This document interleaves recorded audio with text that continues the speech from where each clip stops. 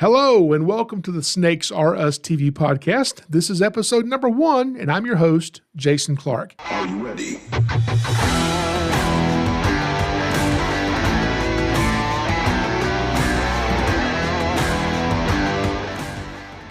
I thought it would be appropriate to take this first episode and maybe explain to you guys what exactly Southeastern Reptile Rescue is, how I started it, and what all do we do here? And in a little bit later, I want to explain this podcast and where we're going with this and what our future plans are with the upcoming episodes. But first things first, let's get back to exactly what Southeastern Reptile Rescue is. What is Snakes Are Us TV? What do we do? Well, this all started many, many years ago. Well, not that many years ago. I'm not that old, but it started when I was 7 years old. At least that's when I caught my first snake. I loved snakes heading up to that point, but I didn't really know much about them. I mean, honestly, I was kind of afraid of them a little bit just because I didn't know a lot about snakes, but I was just infatuated with them. I just had this draw to snakes, and I liked them and didn't know why I liked them, and I wanted the one so bad as a pet. And I'll never forget the first snake I ever caught. I was 7 years old. It was summertime, school was out. I'm in the backyard playing around, having a great time. And I lift up this piece of tin on the ground, and there it was, a snake. I had no clue what kind of snake this was. I just knew I had to have it. I grabbed the snake by the tail. I dropped him into a barrel. My dad gets home. I says, "Daddy, I caught a snake. What is it?" He looks and says, "Oh, it's a harmless garter snake. You better turn it loose before your mama sees it." You know, she's not a big fan of snakes. Now, I'm 7 years old, left in the backyard with this harmless snake. My dreams have just come true, okay? I'm not about to turn the snake loose. I pick it up to play with it, and of course, what do you think the snake does? It proceeds to bite me over and over again on both hands. And I'm getting about 9 bites on both hands, and I started screaming, running toward the house. I was so excited. My first snake and my first snake bite on the same day. I had to tell somebody. I come screaming in the front door of the house. First person I see is my mama washing dishes. I run up behind her. I'm screaming. I'm still holding the snake. Both hands are bleeding. Mama, guess what? She was very excited, but not in a good way. I did get in trouble that day. But I learned that day that I really enjoyed catching snakes. I knew I wanted to catch more. And that's pretty much all I knew about snakes, okay? So what I did is when I went back to school, I went to the library, and I got every reptile book they had, and I read it from front to back. And when I finished reading it, I read it again and again. And I just learned as much about snakes and lizards and turtles and tortoises and alligators and other animals as I could. Several years went by. I grew up a lot, matured a lot. And one day, years later, I was sitting at home, bored, and the best idea I've ever had popped into my head, an idea on how I could catch more snakes. I had a plan, not a very good plan, but I picked up the phone and dialed 911. The operator said, "911, what's your emergency?" I said, "Ma'am, I ain't got one. I'm just calling to introduce myself. My name is Jason. I'm an expert on snakes. Call me anytime, and I'll come catch your snakes for free." She said, "Sir, we hate snakes, but we're going to call you." I did not tell her at the time. I was only in 7th grade. I was barely a teenager. I didn't have a car or driver's license. I didn't even know what an expert was, okay? But they needed my services. And here I am in middle school, and now 911 has my number. And actually, this is before cell phones. I didn't have a cell phone to give them. We had a home phone. But I was able to give them I had a pager number we could give them, and they would call either my home phone or they would page me on my pager, and we were getting snake calls. Now, they did not know I was in middle school, not even old enough to drive yet. But they were like, "Hey, we don't want to deal with snakes. Call him." So they would call me. I'd have to ask my mom or dad to take me to the call. And I remember my dad pulling up on this one call, and we get out of the car and The sheriff's department is there because some homeowners called 911 about a snake inside their house, and they're freaking out. And the two sheriff's deputies are there, and they're freaking out. And they walk over to our vehicle and begin talking to my dad. And my dad said, "No, I'm not here to get the snake. That's my boy. Go, he'll help you. You know, this little teenager over here." So they're like, "Really?" I said, "Yeah." So I go in and I catch the snake, and it was just, I was on top of the world, you know. And so, yes, 911 was using me when I was, you know, a teenager. And that's kind of how I got started. And I never planned it to go any further than that. I was just happy getting to see snakes and people calling me about snakes and me getting to go find them and catch them and relocate them and turn them loose and help them. That's all I cared about. That was just heaven to me. So that, you know, went on and on and on. And as time passed, I was able eventually to talk my mom into letting me have a pet snake. And by talk her into it, I kind of had to fib a little bit. I said, "Listen, there's this guy, he's getting rid of these snakes. And I've got somebody that he's selling these snakes, and somebody wants to buy them, but they can't get them yet. So we have to keep them just for like a week or so. And then they'll be gone after that." So she agreed to that. Of course, nobody was getting these snakes but me. So I just figured once I got them in the house and they were in their enclosure, like in my bedroom, and I'm caring for them, it'd be easier to keep them permanently than to say, "Hey, can I have a pet snake forever?" You know. So anyway, it worked out. I did get to keep those snakes, and those snakes were actually boa constrictors, common boas, red-tailed boa constrictors. I got to keep as my first pet snake that I really got to have in my bedroom there. And it was so cool. I loved those things so much. And as time went on, I got pet turtles. And I remember one Christmas, they bought me a green iguana for Christmas. And I had my 2 red-tailed boas. I also had other animals. I had chickens and ducks and cows and pigs and all this stuff. And I just loved all animals, not just snakes, but snakes, reptiles. That was my favorite, you know. And so things started to kind of progress. Because I had all these animals, I remember the newspaper doing a news story on me when I was in middle school about all the pets that I had. And that was just so cool, you know, because then all my classmates saw it and everybody knew that I had all these pets. They would talk to me about animals and ask questions, and it was so much fun for me.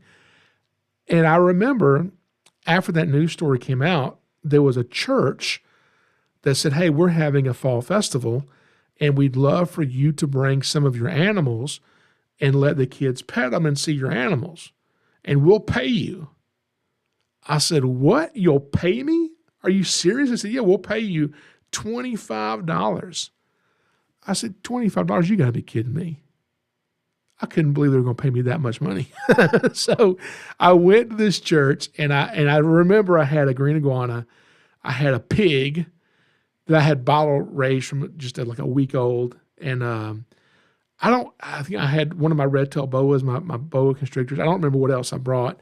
And I was there for a couple hours letting kids pet these animals, and they paid me $25. And this is great. I can go buy some feed and food to feed my animals with this. You know, it was amazing that people would pay me to go do that. And so as time went on, I moved out of middle school and started going into junior high school. And I'll never forget, in my science class in junior high school, my science teacher approached me and said, "Hey, so I understand you've got a pet snake." So yeah, I've got a few pet snakes actually. She said, "Well, listen, would you be okay bringing it to class tomorrow? Because we're talking about reptiles, and we'd love to have a snake to show your classmates." I said, "Yeah, I'd be happy to bring it to school, of course." You know, I was so excited. So the next day, I show up with my boa constrictor. I may have brought both of them. I don't know, at least 1 or 2 snakes with me. And I get into class, and she starts the class. She says, "Okay, hey, class, you know, Jason's here, and he's brought a snake. Jason, why don't you stand up in front of the class and tell us all about the snake?" And then I just felt sick to my stomach. I didn't know I was going to have to do this. I didn't know I was going to have to get in front of the class and talk to people as the whole class is looking at me talking to them. I'm like, this is a nightmare. I would not have done this if this is what I knew I was going to have to do. But now I'm in this position, I kind of have to do it. So I get up there and I was so nervous and I didn't even know what I was saying. And I'm just trying to answer their questions and tell them some information about it. And I hated it, but I was like, at least I get to hold a snake during class. That was a good part. And when I was done, the teacher said, that was wonderful. That was so good. I have an idea. How about you skip all of your classes today? I'll give you a pass, and you can just stay in my science class all day. And as each class comes in, you do the same thing you just did with all the classes. Well, I had just spoken to my class, and I didn't die. I made it through it, okay? And I was like, well, maybe I could do it again. And the good part is I don't have to go to any of my classes. I get to stay in this class all day and just hold my snakes, and talk to people about snakes.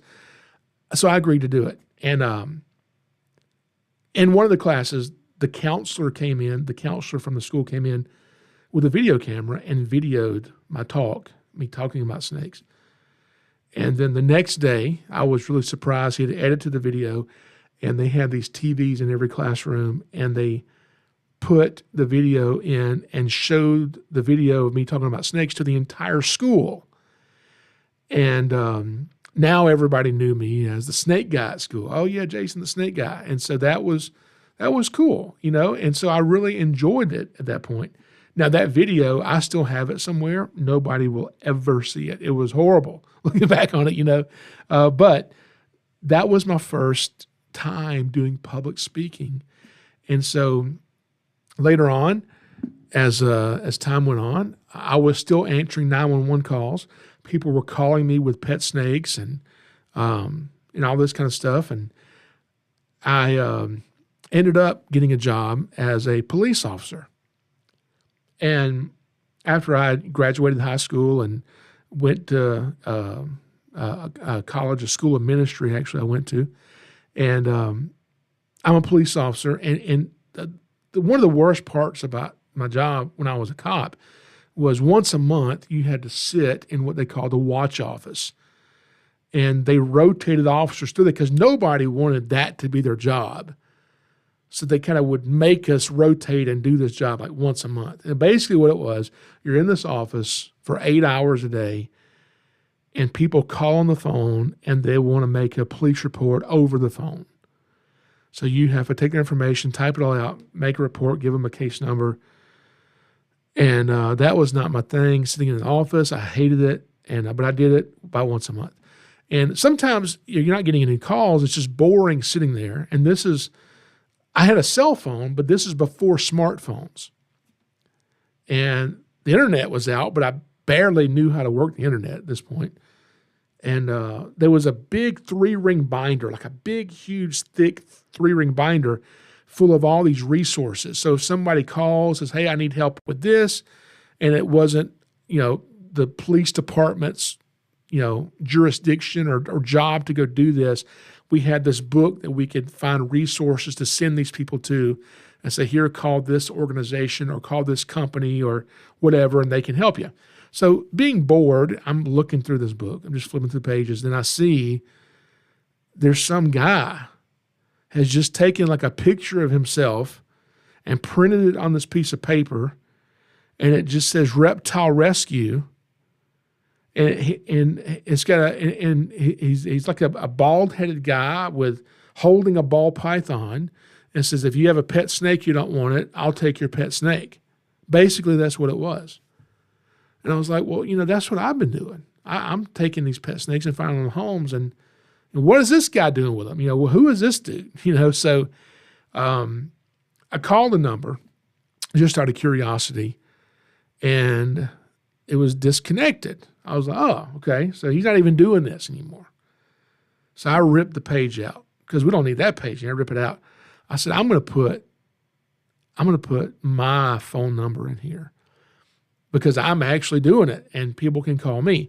And so I'm like, okay, so I'm going to, get on the computer. I said, I'll just type up something that says Reptile Rescue. I'll list my phone number on here.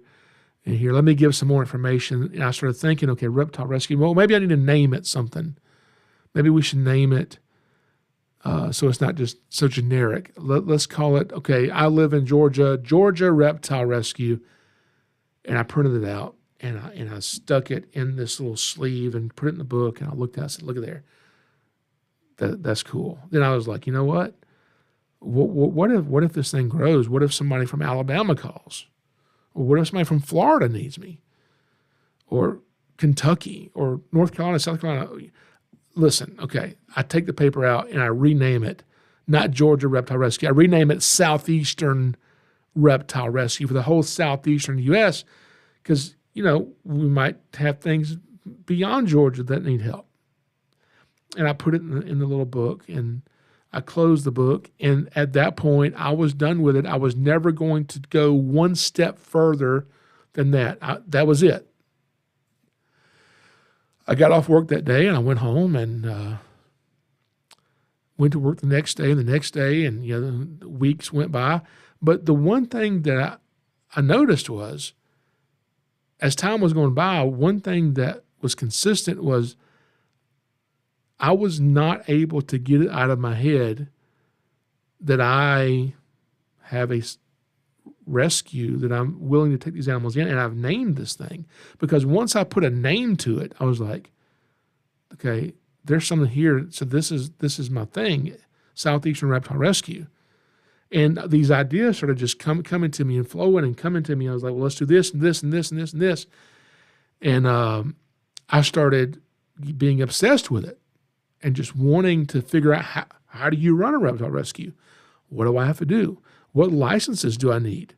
How do I get these licenses? And so I started doing all this stuff.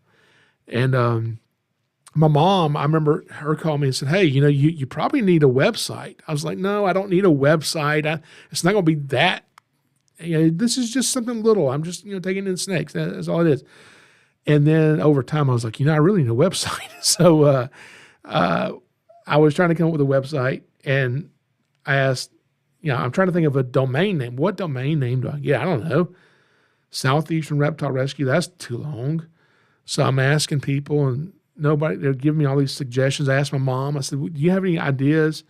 And she's like, yeah, name it SnakesAreUs.com. I said, oh my God, that is so dumb. That's so stupid. I'm not naming it SnakesAreUs.com. I'm not doing that. And so she's like, okay, well, I thought it was good. I said, well, it's not. It's not it's not good, okay? It ended up being, I thought it was good because I couldn't stop thinking about it, and when I came up with anything better. And so that's to credit to my mom. She came up with SnakesAreUs.com and now SnakesAreUsTV. So we had a website. And then as things are going on a little bit further, I had somebody call and say, hey, listen, we know you're doing rescue and you're doing these things. Have you thought about, like showing these to the public and things like that? And I was like, well, what do you mean? They're like, well, we have this festival over here, and you could come out and bring your animals to this festival and let people see them. I said, oh, that's a great idea. So I got like a 10 by 10 pop-up canopy tent and a 6 foot folding table and a tablecloth on it. And I went out there and set the table up, and I had some, enclosure with snakes and lizards and turtles and different things in them. And people would come over to us, and we let them pet a snake. Some people had never touched a snake in their entire life, and they got to pet a snake for the first time. And so that was great. And I think it was so much fun doing that. People coming up asking questions. And I'll never forget, after we had done a few of those types of events, we had people would come up because, you get all kinds. You get people, only good snake's a dead snake, all this stuff. And so I started thinking about that, and I was like, I had an idea. What I did is I looked up all the different things that can kill you, and how many people a year die from these things. How many people die a year from walking up stairs? How many people die from, suffocation under a blanket? I mean, just all these different things. And all these silly things I looked up, people were dying a lot more from that in the United States each year than they were from venomous snake bites. So what I did, I wrote this little story out of a person in their front yard trying to kill a snake, and they run in the house to get something to kill the snake with. And as they're going in the house and trying to come back out, I mentioned all the things that can kill them that are more likely to kill them than the snake is. And I did this whole story, and I printed it on the front and back of a business card. And people would come up, and the ones who didn't want us to be there, oh, why do y'all have snakes? Y'all only good snake's a dead snake. We wouldn't fuss at these people or say, oh, you're wrong. You shouldn't say it. We just say, God bless you, and hand them a business card. And so I'll never forget this one lady. She came back over. She said, hey, sir, this card you handed me, did you hand me this just to make me feel stupid? I said, well, yeah. She said, well, it works. It works so good. So anyway, we did that for a long time. And then as doing that, I got another call from somebody who says, hey, we have a person scheduled to speak at this event, and he's bringing snakes and speaking about snakes, and something has happened and he can't come.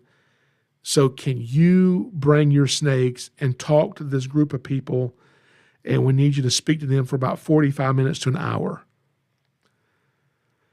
And I was like, I don't know why I said yes, but I said yes. And it's hard for me to tell people no. That's something I'm working on, telling people no, okay? But I told this person, yes, I'll do it. And luckily, it was I don't know, a month away, 2 months away. So I had some time to prepare. And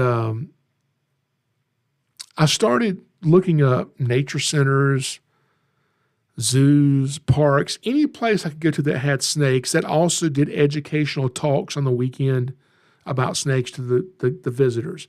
And I went to a few of these things to figure out, what is a snake show? What do you do? What is this?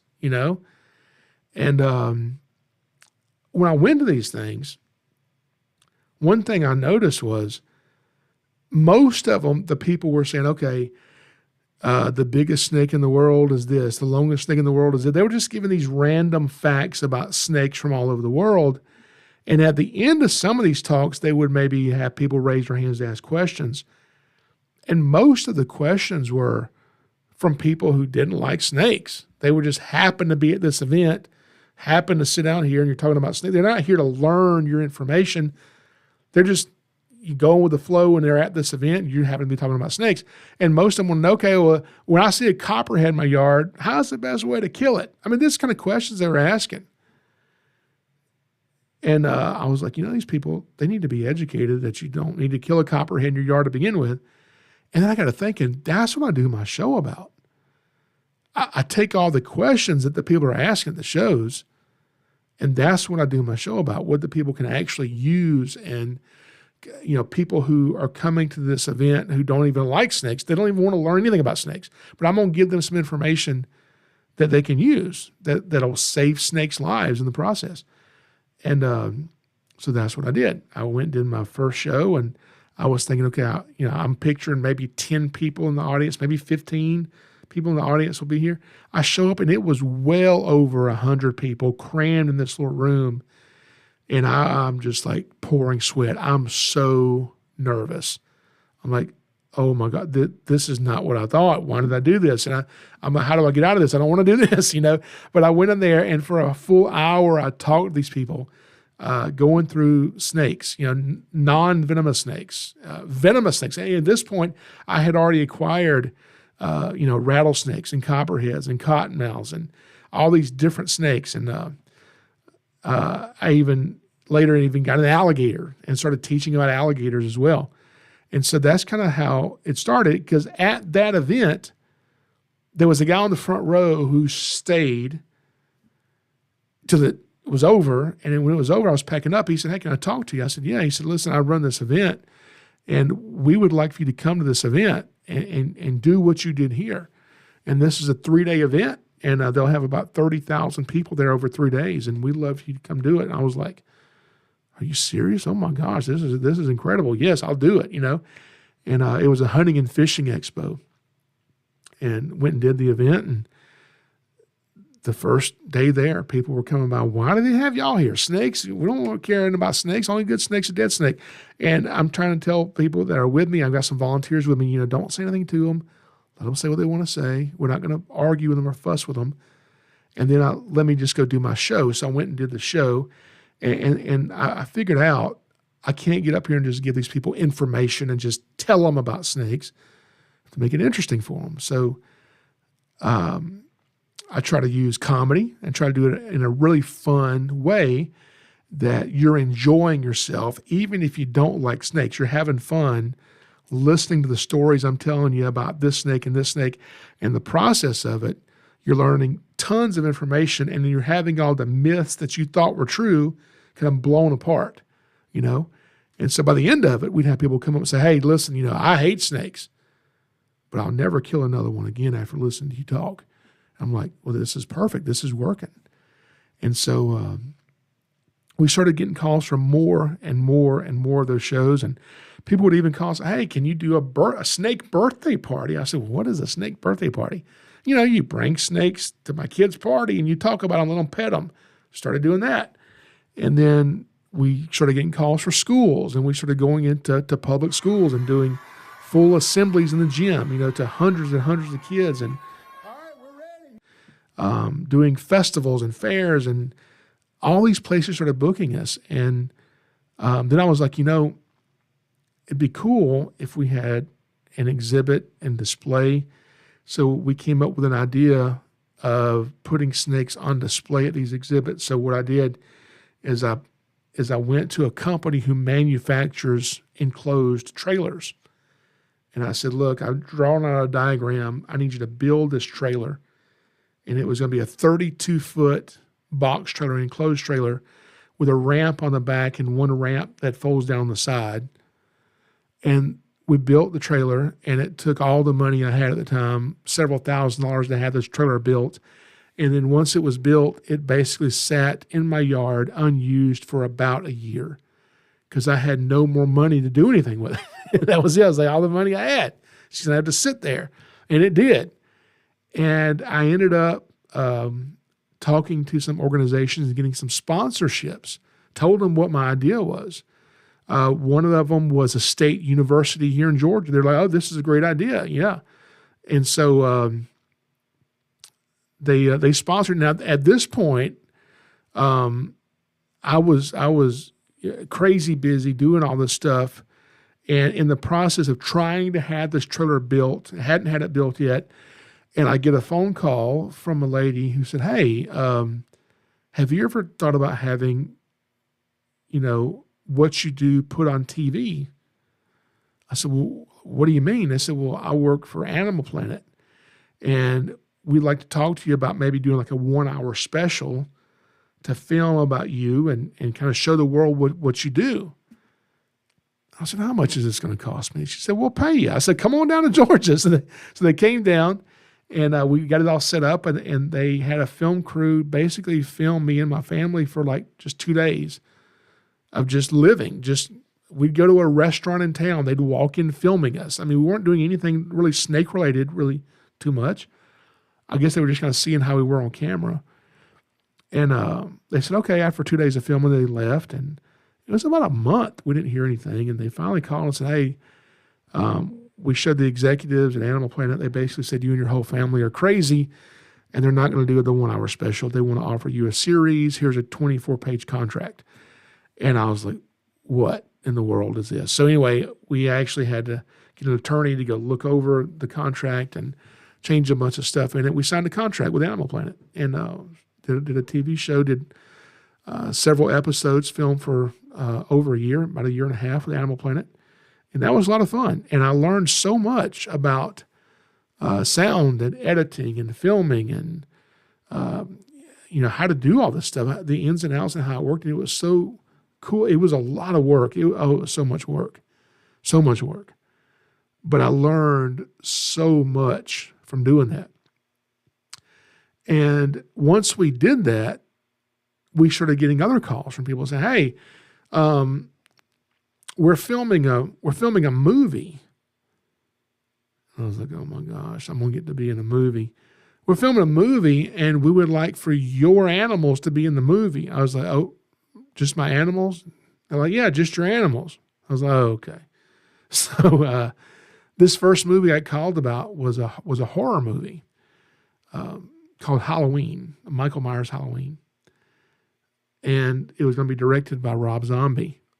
And so I started telling my friends, hey, we're going to go do this movie by some guy named Rob Zombie. And one of my friends was like, oh my gosh, you're going to get to meet Rob Zombie? Are you serious? I was like, I mean, I don't know if I'll get to meet him, and I don't even know if I meet him, if I'll know that I met him, because I don't know who is Rob Zombie.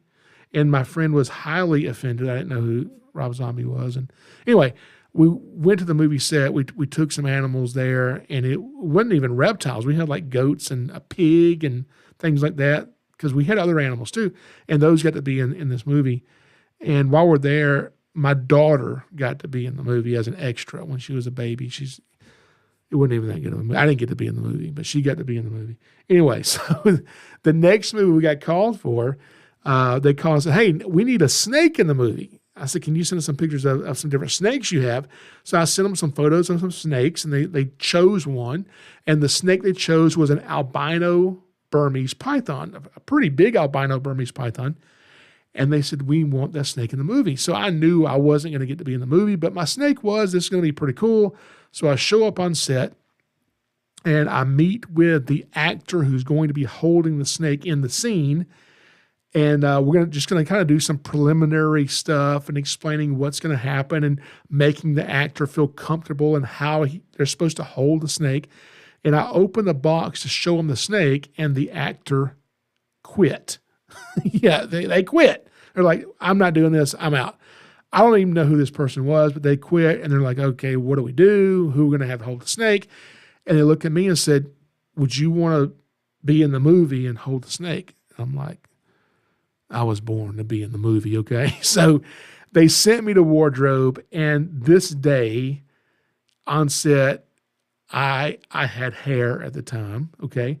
And they sit me down, and without even asking, they shaved my head bald. But it looked so good, I kept it. I couldn't grow it out now if I wanted to. But anyway, that was the first time I ever shaved my head. And so they give me a fake nose ring and sent me back to set, which is set in like the interior of a club, a nightclub. And they said, you put the snake on your shoulders and just kind of pretend to dance around with it with all the other club goers and partiers. And then the main actor will come over, and you're going to place the snake on him. And so I did that. The actor in the movie was Owen Wilson. Jason Sudeikis is also in this movie. And I got to meet him. He was in the makeup trailer when I was in there getting all that done. But anyway, I am supposed to put the snake on Owen Wilson's shoulders in this movie. And they said, can we get the snake to flick his tongue like at Owen Wilson? I said, well, what you do is when the snake looks at you, I'm telling Owen this, I said, just kind of blow on the snake a little bit, and that'll make him want to flick his tongue to see, you know, what is that? So in the movie, you can see him kind of blowing on the snake and the snake flicking his tongue back at him. And then the next scene we're going to cut to is Owen on the floor, and the snake is wrapped around him, choking him out, okay, because this is a comedy we're filming. So they have a rubber snake replica that they've made, and they've hand-painted this huge, giant albino Burmese python rubber snake to wrap around Owen's neck. And the real Burmese python, I talked them into laying it on top of Owen's body, just kind of laying it there. And it looks like it's wrapped around him. So the rubber one's around his neck. So I'm supposed to kneel down behind him and grab the rubber snake. And when they yell action, I'm supposed to start punching the rubber snake. That's what they told me to do. So when they yell action, that's what I did. I heard punching the rubber snake. They yell cut, and Owen looks up and goes, hey, you can fake the punches. Like, well, y'all didn't tell me that. I'm not an actor. Tell me to punch it. I punched the snake for real. Anyway, so that was the first movie I got to be in. What's the name of the movie? I'm not going to tell you. Just because I didn't like the movie, it was horrible, I don't even want to promote it. Anyway, it was fun to do it. Since then, we've worked on, I don't even know, 20 movies, 30 movies, 40 movies, tons of movies and TV shows, lots of stuff. Some of the stuff I'm in, some of it I'm not. Most of it I'm not. Some of it we're called to be on set for safety. If there's going to be filming in the edge of the woods here, and they're like, hey, you know, there could be real snakes there, and we've got these actors going in there. Can you be here and check the area meticulously, make sure there's no snake there? and then stand here while we're filming it to make sure no one dies, okay? And so we got called to do that a lot. And so ended up having to get lots of other wranglers that I would get them licensed by the state to come in and work for me on these sets because I couldn't do them all. And so, we've done the Avengers Endgame, Infinity War, Guardians of the Galaxy, Black Panther, Godzilla, tons and tons of movies, lots of TV shows. We did some hidden camera TV shows for Netflix called Prank Encounters. That was a lot of fun. But tons of shows, tons of stuff. I'm on a TV show, Critter Fixers, on Disney Plus, Nat Geo. I think I'm on at least one episode in almost every season, something like that. That was fun to do that. I'm on another show on Netflix called Southern Survival, the Fear episode. I'm in that one. And, I did I got called, they wanted a snake in a commercial. And they said, can you send us some photos of some snakes? So I sent them all these photos in, and guess which one they picked? A different albino Burmese python. So they called back the next day and said, hey, listen, we want the snake, but I showed the director the photo of you holding the snake, and she really likes your look. And in the script calls for a snake guy, and you're an actual snake guy. Would you be interested in being in a commercial? I said, sure. So they said, have you ever been in anything else? So I said, yeah. So I sent them some different things, the movie I'd been in and the TV show I'd done. And they called back and said, oh, you got the part, go to wardrobe over here and on this day, and they'll get you in what you're going to wear in the scene. I said, sure. So they sent me to a lady's house in Atlanta somewhere, like just a random house. And I'm like, man, what kind of a low budget commercial we doing here? I'm going to a lady's house, and it said to go around back to the basement, to the back. I'm like, where am I going? Oh my goodness. So I walk around back, and this nice lady comes out and greets me. She says, yeah, I'm here to measure you for your wardrobe and see what you're going to wear. I said, ma'am, just let me go ahead and apologize to you up front. I'm sorry. I'm a big guy. I'm 6'5". I wear like a size 14 or 15 shoe. I'm sorry, you're going to have to find. And she just kind of laughs and says, I'm not worried. And as we walk in, she shows me a pair of shoes that I could put my foot in with my shoes on. I said, whose shoe is that? She said, oh, that's Shaq's shoe. I do his wardrobe stuff. That's when they sent you to me. I said, oh, okay. So she measures me and gets me fit for wardrobe. And then a few days later, we go and we film. And I still don't even know what I'm filming. I have no idea what it is. And we get there, and they say you're in a scene. It's kind of like a night, like a talk show, like a nighttime talk show. And you're going to be sitting here with the snake, you're the animal guy. Then you'll move down the couch. The next guest comes out, they interview him. So basically what it was, a commercial for Jif Peanut Butter. And the guy sitting next to me on the couch was Ludacris. And it was a lot of fun. We're only on set for about 6 hours that day filming it, which is actually pretty quick. So you can actually go on YouTube and type in Jif Peanut Butter Ludacris commercial. I think it's called The Return.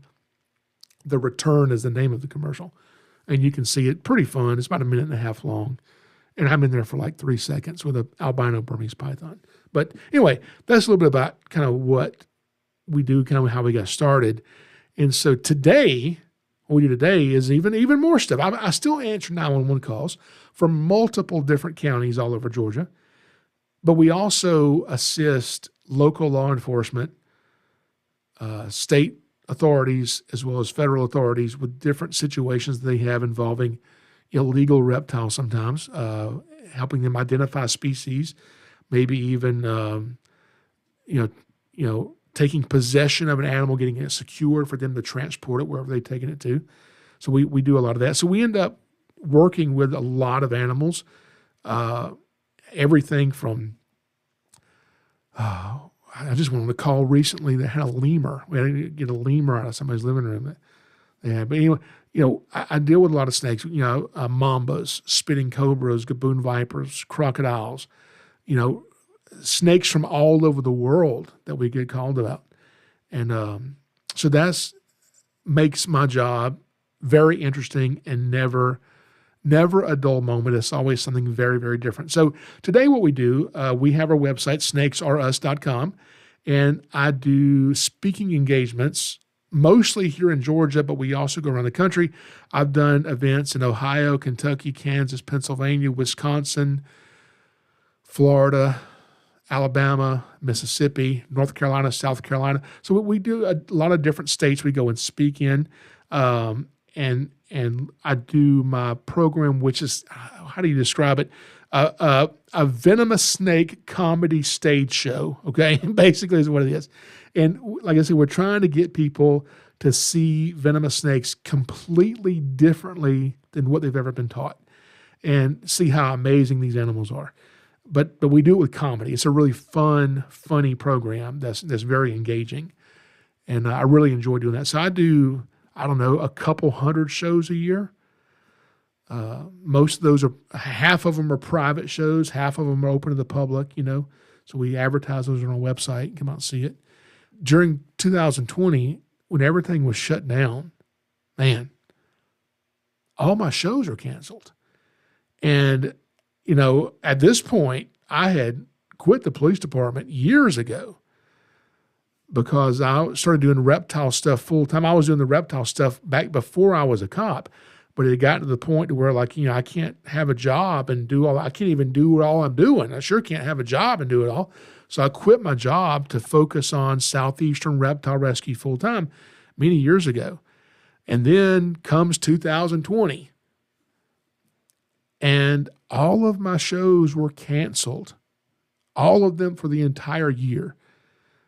I think we made it to the second weekend of March, and a show the second weekend of March, and that's when everything was canceled for the rest of the year. And that was our revenue that came in. People booking me to go speak at an event is what pays the bills. It's what feeds the animals. It's what feeds me, And I was like, what in the world are we going to do? And so I had a couple of venues call me and say, listen, we hate that we have to cancel because we can't meet in person. But what if we did like an online call where you do like an online video call? I said, I like reptiles and I wouldn't even watch that. So no, I'm not going to do that. Because I don't want what I do, people to see me doing this and be like, oh, yeah, this is not good, because it just wouldn't translate well, I don't think, So I got to thinking about it. What I decided to do was I went and sat down and came up with some ideas of things that I could film to put out on film, that just a 20-minute video to teach people about snakes. And instead of me being on a Zoom call or something like that, I could just send them this video and said, this is much more engaging, much more interesting. Just watch this, instead of me doing it live, standing in front of a green screen. And so I filmed, the first one was called Copperheads versus Cottonmouths. It's on my YouTube channel, about 20 minutes long. And it was just contrasting the difference in cottonmouths and copperheads. And I filmed the copperhead portion in central Georgia, the Piedmont, and some rocky outcrops. The cottonmouth version I filmed in South Georgia, in the middle of the swamp near the Okefenokee. And I put all the footage together, made a 20-minute video. The second video I did around the same time, about 20 minutes long, was basically snakes, fact and fiction, what's true, what's not true. Went through a lot of snake myths, another 20-minute video. So I packaged these two videos together and just presented them to these organizations who wanted me to come speak in person, but we couldn't because of everything was shut down. And they loved it. And people were like, hey, we'll pay you just to let us show this. I was like, well, I need somebody to pay me. I gotta eat, So they did that, and it was wonderful. And I realized, why am I not doing these videos? I'm going on these calls. I'm removing snakes for people. And half the people I'm meeting are nuts, So they're so funny. And so I started just getting my cell phone out and just filming these people that I encountered about their snake problem they're having. They've got snakes in their yard, or snakes in their car, or snakes in their house. And we started filming this stuff and started putting it on our YouTube channel. And it's been great. The problem is not having enough stuff to film. Problem is me having enough time to edit it to consistently put up the videos. That's the problem I've got. as we started going through this, especially once we started getting more animals coming in, especially once we started dealing with venomous snakes, I needed to know, I'm dealing with these venomous snakes we're getting called on. I had to make sure I knew what to do for myself if I got bit. If I get bit by a venomous snake, what is the first aid procedures I must go through before I get to a hospital? So I made sure I educated myself on that, made sure I knew what to do. And I started thinking, okay, I know what first aid is, but what if I got bit? And then what if all this stuff happens to my body that I'm not expecting to happen? Even though I know first aid, I want to kind of know, how bad does it hurt? Like, what all happens to you? So every time somebody would get bit by a snake and I heard, oh, yeah, there's a guy got bit, he's in the hospital. Well, what hospital is he at? And I'd go to the hospital. I don't know this guy. And I'd go and say, yeah, I'm here to see the snake bite victim. They would let me go back there. And I introduced myself to this guy in the ER. Hey, I'm Jason. Can we talk about what just happened to you? And they're like, oh, yeah, sure. And so I would ask them, I'd become friends with these people and kind of walk with them through their bite just for my own curiosity and seeing what it did to them and how their body responded to it. I learned a lot. And then after years of doing that, a lady called and said, hey, we need you to come to this hospital. We have an in-house daycare, all these kids, and it's like a summer camp, and we'd like you to bring some snakes here and show the kids and do a little program for them. I said, sure, I'd love to. So I show up at the hospital. I go in. It's this nice, huge auditorium. I'm like, this is really nice. And the lady comes in. I says, ma'am, how many kids am I speaking to today? She said, what do you mean? I said, well, how many children are going to be in the audience? She said, there's no children here. I said, well, who am I talking to? She said, we have about 70 doctors coming in today that you're going to be speaking to, medical doctors. I don't know what the miscommunication was. I don't know how in the world I thought I was going to an in-house daycare with children, and now I'm here about to speak to 70 medical doctors about snake bite. I'm like, what? How? I don't. Now I'm learning this in less than 5 minutes before I'm supposed to go on the stage. And I said, well, I'm going to tweak what I'm going to talk about. I was going to show him this albino ball python and says, look how pretty he is. He's yellow. Isn't he pretty? I said, so anyway, they come filing in to sit down. And I'm like, I don't even know, what do I say to these people? I'm not a medical person. I can't give them medical advice. So I was like, okay, guys, you probably want to know what my credentials are. I don't have any. But let me tell you what I've been to hospitals and seen y'all screw up on for the last 20 years. And I started going into these stories about what I had seen, what I had experienced, and what I'd seen people do and all this stuff I saw happen. And afterward, a guy came up on stage. He's like, hey, I'm the head of the poison control. I want to talk to you about some of the information that you just gave. I said, oh, crap. What did I say? He said, no, that was great. He said, would you want to come speak to some of the people at the poison control? I said, sure. So I went and did my presentation for them. And like I said, I'm not giving medical advice. I'm not saying, okay, here's how you're going to treat this and this. I was giving my experience from kind of what I've seen. And it's been invaluable to them. And from that, we started getting calls from other hospitals wanting us to come in and speak, from different colleges and universities that have programs, medical programs for first responders, want us to come speak to them. We'd go to different counties, speak to their fire department, their 911 centers, their animal control, their law enforcement, and doing the program for those people. Then we started getting calls for statewide EMS programs of, conferences of up to 1,000 people at these conferences be coming in to speak. It's just been, it's going great, And so any way that I can get in there and share the things that I have encountered, the things that I've seen that may help open people's eyes and give them a little bit more knowledge about what to do and what not to do when it comes to snakes, then I think that's amazing, especially if it's saving snakes' lives, And so that brings me to the Snakes Are Us TV podcast. Why did I start a podcast? I don't know how to do a podcast. I don't know how to do all this stuff, but I came in here and I was like, I've got this space here. I'm going to make it into a studio. I'm going to get some studio lights and, a big monitor, and I'm going to get a microphone and this boom stand thing. And I'm going to figure out how to do all this. And I said, what we're also going to do too is, instead of me just being out here talking to you guys for an hour, we're going to bring in a second microphone, some additional cameras, and I'm going to bring guests in here. I'm going to bring some other snake people, alligator people, reptile people in the studio and sit them down. We're going to talk about this stuff. I think this is going to be so cool. So this is episode 1, and we're going to go and we're going to record another dozen episodes, another 20 episodes or so. I don't know how many we're going to do. We're going to do a lot more. And then once we get a bunch of those episodes under our belt of just me, we're going to start incorporating and building the studio out. And hopefully, at least that's my plan, I hope to add another microphone, and I hope to have guests in here. So we'll see. That's the plan. But as of right now, it's just going to be me each week coming to you from the Snakes Are Us TV studio.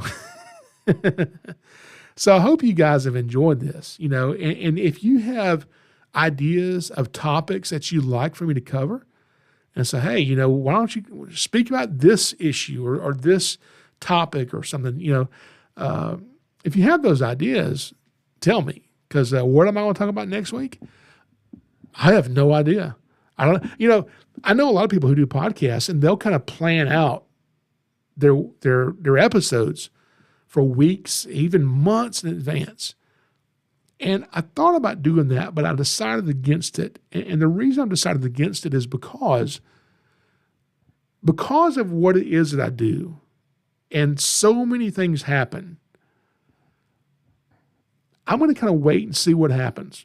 And then as things happen on a weekly basis, because I can't film everything. I can't film everything that happens and put it all on our YouTube channel. I would never have enough time to edit that much footage. So some of it we'll film, and some of it will end up on there in a video form. But there's so much that happens that we just can't do all that with. So I'll get to come in here in the studio and say, hey, guys, we're back for another week, and let me tell you what just happened this week. It's some crazy stuff. So hopefully you guys are going to enjoy this. Hopefully we'll have listeners. And hopefully you'll give me some topics and things that you want me to cover during those slow times, like in the winter when there's not a whole lot going on. Snakes are not moving a whole lot. I'm not out doing tons of programs. That's my slow time. But once we start rocking and rolling in spring, summer, and fall, and it's busy, I don't really know what we're going to talk about, but I think it's going to be fun. So I hope you guys have enjoyed this episode. Again, my name is Jason Clark, founder and director of Southeastern Reptile Rescue. And last thing I want to tell you guys is this. When I was young and I would tell people that I want to work with snakes, what do you think they told me? They told me, no, you're not going to be able, nobody's going to hire you to do that. Were they right? Yeah, they were pretty much right. Nobody was going to hire me to do that. At least not for a long time. But what I figured out was when people tell you you can't do something, all that means is they can't do that thing. If you've ever been called hard-headed, that's not necessarily a bad thing. Hard-headed just means, at least to me, that you don't give up, you don't give in, you're persistent, and you keep pushing, and you make it happen. Everybody comes up with good ideas every day, but most of those people don't implement their ideas. They're just ideas, and that's as far as they go with them. Take your ideas and make it happen. Nobody's going to do it for you. That's all I've done, just making these things happen. Most of my ideas, most of them don't work out. Most of them end up, I'm like, oh, that was a dumb idea, and that's usually true. But some of them work out. Some of them work out. So try it. You never know what will happen. So guys, thank y'all for joining me for episode number 1 of the Snakes Are Us TV podcast. And last thing I want to say to you, Jesus loves you, and so do I. Thank you very much for joining me, and I really hope you enjoyed this episode. If you did, please consider leaving a 5-star review. That helps me so much in pushing this podcast out to even more people.